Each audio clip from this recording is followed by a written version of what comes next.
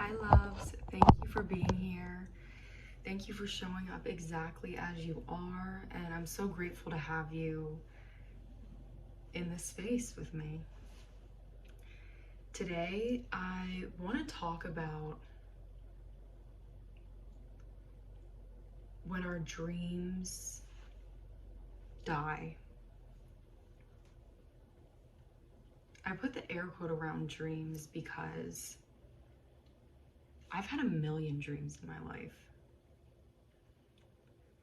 The idea of dreams isn't just one singular endpoint in my life. I recognize how I have dreams all the time. And these dreams that I have are just really disguised expectations for things. And they happen all the time.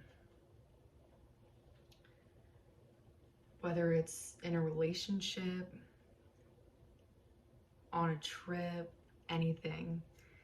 And I first want to kind of explain this idea in hopes that it resonates with you in some way, and then talk about moving through this as a conscious being.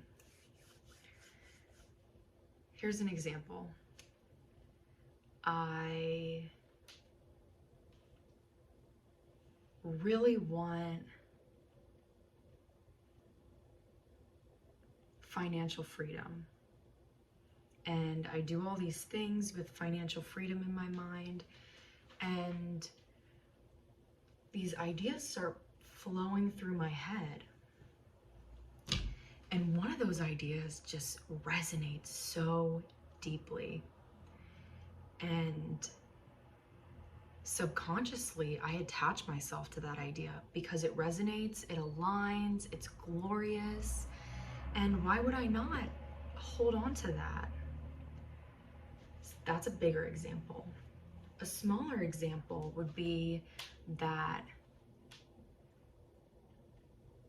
I dream about when I go to the coffee shop that it's just the most magical experience and my coffee tastes exactly as I want it to be. And the barista is so nice, and that's my dream. And it's so beautiful because we're dreaming every moment of the day. And they're not separate dreams. They all align to our heart center and our true existence on earth. Another example is simply checking my cell phone in the morning and having this expectation of something on the phone changing my state of being, bringing me joy, bringing me happiness. These are little dreams that are happening all the time. And I feel that in the past, I really kind of beat myself up about those things because I understood how disappointing expectations are. Yet it is natural for us to come up with ideas about our life and our experience and what we're doing. And our life is changing every single moment of the day. We're going into new experiences, new energy is flowing through us, we're observing new things. And I hope that you can call to mind how this plays a role in your life. How do you dream in your day-to-day life? It's not just one big idea dream life. It's how is that coming to life in your everyday moments? And we're gonna bring that to mind now. And we're gonna understand that there's so much joy there for our brain, for our body in this human experience to have an idea that we love, to have an idea that resonates and that feels uplifting. Even if we don't fully understand it. What's very important to know is that our brain can't understand or fully consume and absorb the truth of energy. So it has to play with the energy. It has to create ideas. It has to bring it into this waking life in some way, shape, or form. We can't just always be living in the energetic realm, the idea of consciousness. We have to give ourselves permission to play with this energy. And that's where ideas are born. That's where our dreams are born. And it's a beautiful, beautiful thing. Where I want to go from that understanding is getting even tighter and closer on detachment and not allowing ourselves to pick particular ideas. How I am choosing to move through this is by understanding the rapidness of change, how fast I can change, how life changes, and how the Lord, He changes everything. We're always being fed new experiences, new ideas, yet when we hold so close certain experiences that we want to have, certain ideas, we have to realize what we're holding is simply an idea. It's not truth. It's an idea. And as I said in the beginning, when dreams die.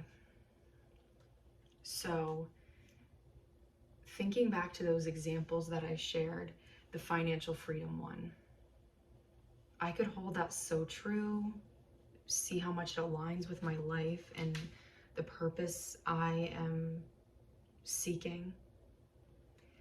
Yet I can be completely 360'd in a different direction. And in essence, what it feels like is that that dream is dying.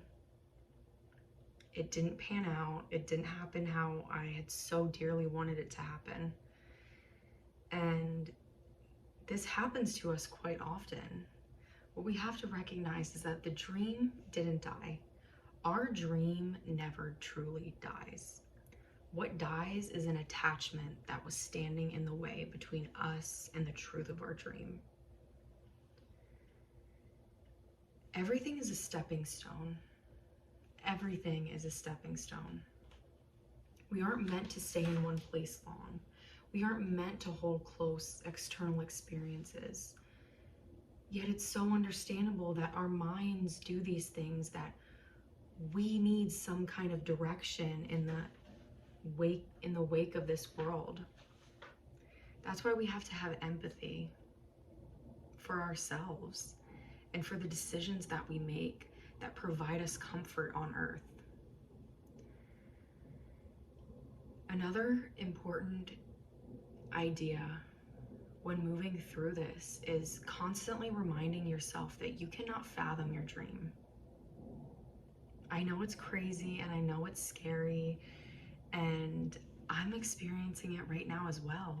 We know our dreams in our hearts. We know them. And all we can do is bring that feeling up, dance with it for a little bit, and then remember that this is our journey. It's not a destination. It truly is a journey. And in our day-to-day lives, this is such a powerful practice to recognize when you are creating dreams, and when you realize you're getting particularly attached to a dream, a particular dream. Just take a deep breath and realize, I find more joy in creating the dream than the actual idea of the dream. I find more joy in creating the dream rather than the actual outcome or idea of the dream. And it's just simply the brain. And we have to remind ourselves, that's the beauty of being conscious. We remind ourselves, that's not what is significant. That's not really what we desire here. And by doing so, we create more fluid communication. We allow the true reality of our dream to constantly be created and come to life. It's beautiful to dream. It's so entirely necessary to dream. This whole life is a dream. What we do to ourselves is we attach so subtly, and we cause disappointment. I don't think this is ever something that will truly go away in life, but it's something that through my conscious awareness, through your conscious awareness, you can see as a growing pain. Because every time we have a dream and the dream dies, we're freeing energy, we're freeing space, and we're freeing understanding. We never really lose anything. So understanding that brings clarity to those spots where it's like, damn, that really hurts. I really wanted that. I really thought that's what I needed, but it wasn't, at least not right now. And just trusting in the formless, because that's where all these dreams and ideas come from, a formless energy that pulsates through us. Finding that balance between brain, body, consciousness, it's a constant balancing act. Yet in your moment-to-moment life, the more that you put energy into those spaces, the easier and more love you're going to find there. Dreams don't die. Attachments do.